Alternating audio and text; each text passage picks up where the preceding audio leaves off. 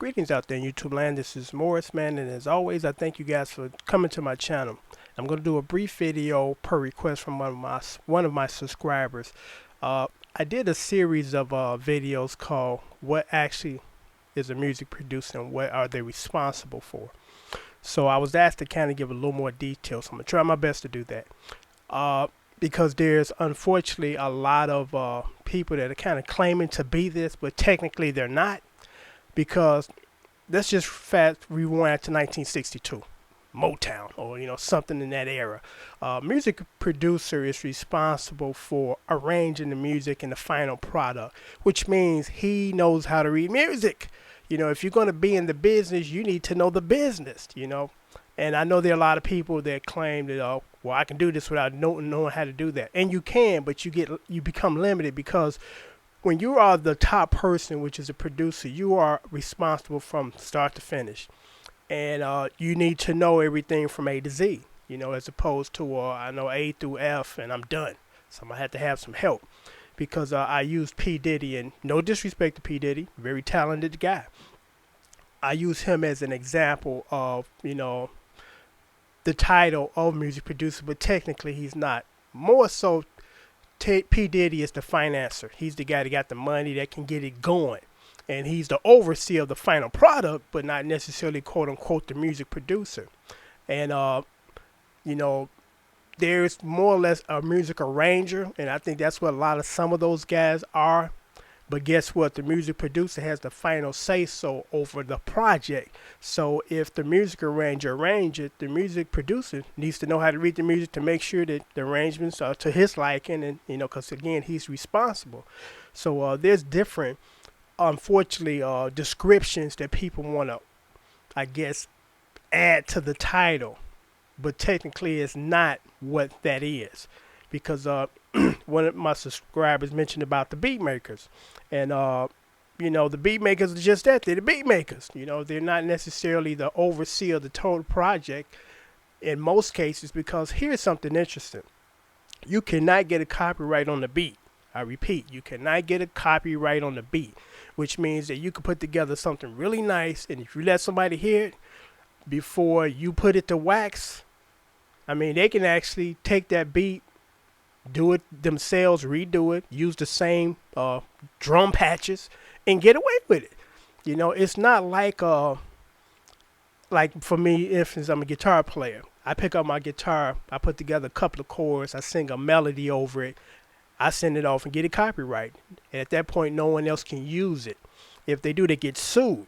But unfortunately, with the beat makers, a lot of the beat makers use other people's samples in their beats. So, I know this is a big thing, especially for young black men. But I urge you, and everybody respects the art of what you do. But I urge you to pick up an instrument and learn it. Learn how to read music, know a little theory, because when that fad, dies, you're gonna have to do something else within the business. Because a lot of people in the '70s, like Nile Rodgers, when disco kind of went under, he started to write for other people, start to arrange, start to perform and tour with other people. So you want to still be able to make a living, because I urge everybody that's in the business to try to learn how to write, because here's why. If you just one of them people like, I'm just a guitar player, I'm tunnel vision, I don't want to learn anything about bass, song arrangements, anything like that, I just want to play.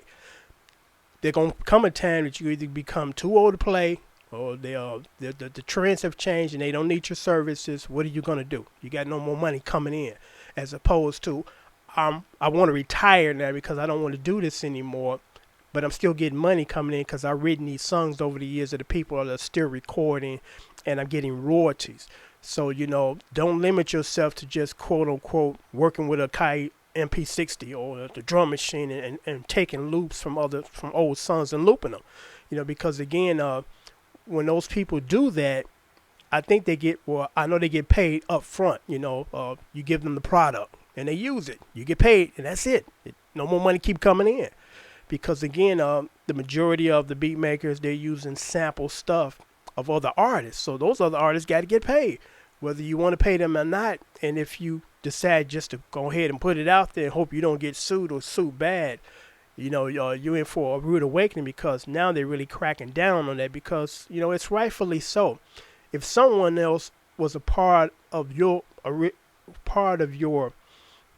composition, they deserve to be paid as well as you. Because again, I had someone ask me for a individual guitar track that I did, and the question I had, well, what do you plan on doing with it? I assume you go plan on making money. So why are you not trying to cut me in on this and just get mine for free? It doesn't work that way. It's about being fair, and it's the law. That's why I don't have a problem with YouTube as far as these songs, because these are other people's songs, and if they don't want me to cover them, for whatever reason, because I'm not making money off that, that's that's their prerogative, and I respect that. But I just didn't like how YouTube was doing it. They said go ahead and do it, and then you get your head chopped off after you did it, as opposed to it's not a good idea. Don't do this because you might run into some issues. But I hope that this video has kind of explained a little more in detail what a music producer does. Again, you got a lot of people that are claiming to be this, but technically they're not this. And most music producers, and especially back in the 60s, all of them had to read music and know arrangements, be able to write other instruments or musicians' parts in. That's what a music producer and arranger does. So until next time, take care. Thanks for watching.